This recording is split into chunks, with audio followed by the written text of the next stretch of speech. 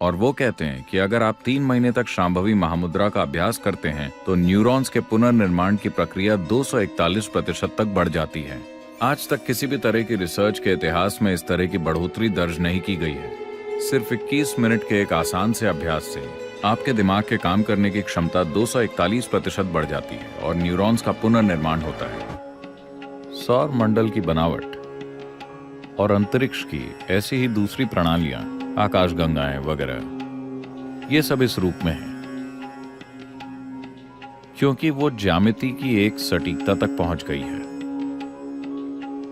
ज्यामिति यानी अभी पृथ्वी सूर्य के चारों ओर घूम रही है, इसे अपनी सटीक ऑर्बिट मिल गई है, इसीलिए ये लगातार घूमे जा रही है।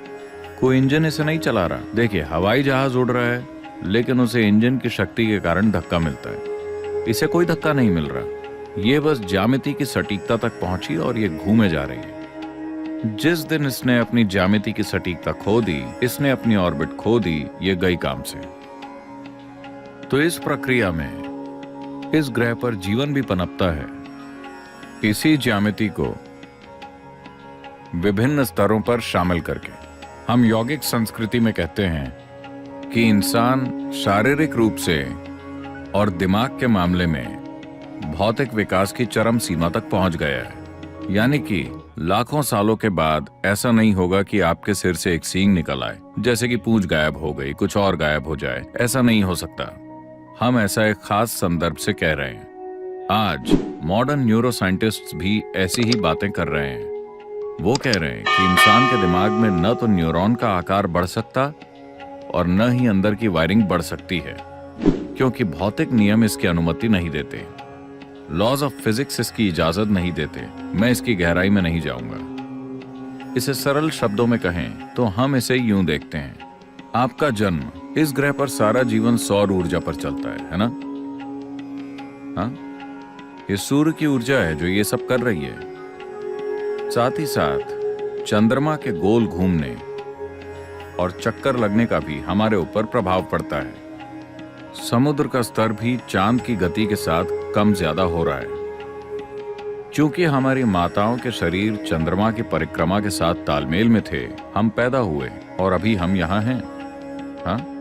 अगर चंद्रमा की 28 दिन की परिक्रमा महिलाओं के शरीर में खुद को न दोहराती तो आप और मैं पैदा ही नहीं हुए होते।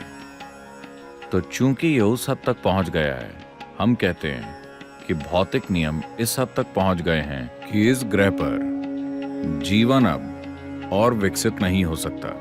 आपके पास जो कुछ भी है आप उसका पहले से बेहतर इस्तेमाल कर सकते हैं। उसी तकनीक का इस्तेमाल करते हुए हमने पहले साधारण फोन, फिर स्मार्टफोन और फिर आईफोन बनाया। इसी तरह हम इसका बेहतर इस्तेमाल करना सीख सकते हैं। लेकिन मूलभूत भौतिक नियम इस प्राणी को और विकसित होने की इजाजत नहीं देंगे। तो क्या यह संयोग से हो गया? नहीं। विकास का सिद्धांत, आप चार्ल्स डार्विन को जानते हैं, जिन्होंने कहा कि आप बंदर थे? मैंने नहीं, उन्होंने कहा। अगर आप विकास के सिद्धांत को देखें, जिसे सिर्फ 150 साल पहले ही प्रस्तुत किया गया था, हम हजारों साल पहले ये कह चुके हैं। मतलब, क्या आप 10 अवतारों के बारे में जानते हैं? कम से कम 9 तो आप जानते होंगे जो आ चुके हैं। पहला क्या है? मत्स्य अवतार। मत्स्य अवतार का मतलब है मछली या पानी का जीवन। इस ग्रह पर जीवन की शुरुआत पानी के अंदर हुई। अगला अवतार क्या है?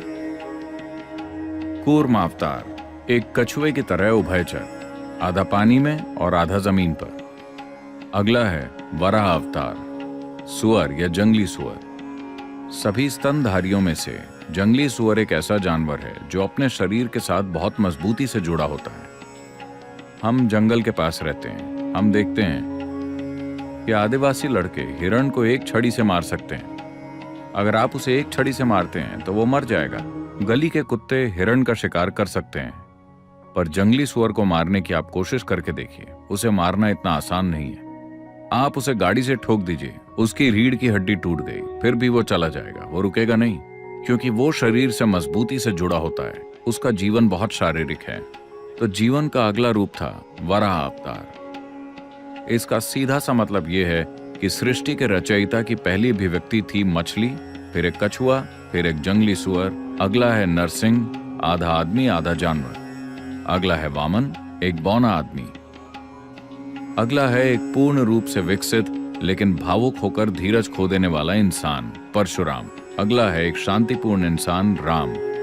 अगला है एक प्रेम करने वाला इंसान, कृष्ण। अगला है एक ध्यान में मग्न इंसान, Buddha. The next is supposed to be a mystical being yet to come. माना जाता है कि अगला दिव्यदर्शी होगा जो अभी तक आया नहीं है। ये बिल्कुल डार्विन के विकास के सिद्धांत की तरह ही है ना? ये दोनों एक ही क्रम में हैं, ठीक एक ही क्रम में। डार्विन ने अपना सिद्धांत सिर्फ 150 साल पहले प्रस्तुत किया था। यही बात 12 से 15,000 साल पहले कही जा चुकी है। खुद आदि योगी ने इसके बारे में बताया था। तो अगर आप जीवन पर गौर करते हैं तो आप साफ साफ देख सकेंगे कि जो निर्जीव है उससे जीवन प्रकट हुआ और फिर उससे जीवन का विकास हुआ। हमने इसे हमेशा इसी तरह से देखा है। हमने हमेशा जाना है कि जीवन विकसित हुआ है। आप जिस भी मंदिर में जाते हैं वहां एक सांप होता है। ऐसे प्रतीक कई जगहों पर हैं, क्योंकि आज भी आपके दिमाग के एक हिस्से में रेंगने वाले जीव का दिमाग है। आप जानते हैं कि आपके दिमाग का केंद्रीय मुख्य भाग अभी भी रेप्टिलियन ब्रेन है और यह आज भी काम करता है। हमारे पास योग में अलग अलग अभ्यास हैं कि कैसे इस रेप्टिलियन ब्रेन से परे जाया जाए और सेरेब्रल कॉर्टेक्स को काम करने दिया जाए। और आज हमारे पास वैज्ञानिक प्रमाण हैं। यूनिवर्सिटी ऑफ कैलिफोर्निया ने शांभवी महामुद्रा पर साइंटिफिक स्टडीज की हैं। ये बुनियादी क्रिया है जिसे हम सिखाते हैं और वो कहते हैं कि अगर आप 3 महीने तक शांभवी महामुद्रा का अभ्यास करते हैं तो न्यूरॉन्स के पुनर्निर्माण की प्रक्रिया 241% तक बढ़ जाती है। आज तक किसी भी तरह की रिसर्च के इतिहास में इस तरह की बढ़ोतरी दर्ज नहीं की गई है। सिर्फ 21 मिनट के एक आसान से अभ्यास से आपके दिमाग के काम करने की क्षमता 241% बढ़ जाती है और न्यूरॉन्स का पुनर्निर्माण होता है। इसका मतलब है कि जैसे जैसे आपकी उम्र बढ़ेगी आप ज्यादा बुद्धिमान होते जाएंगे। आमतौर पर जवान लोग सोचते हैं कि आप मूर्ख होते जा रहे हैं। हाँ, आपका दिमाग असल में बढ़ रहा है, समझे आप? ये हर दिन बेहतर हो रहा है।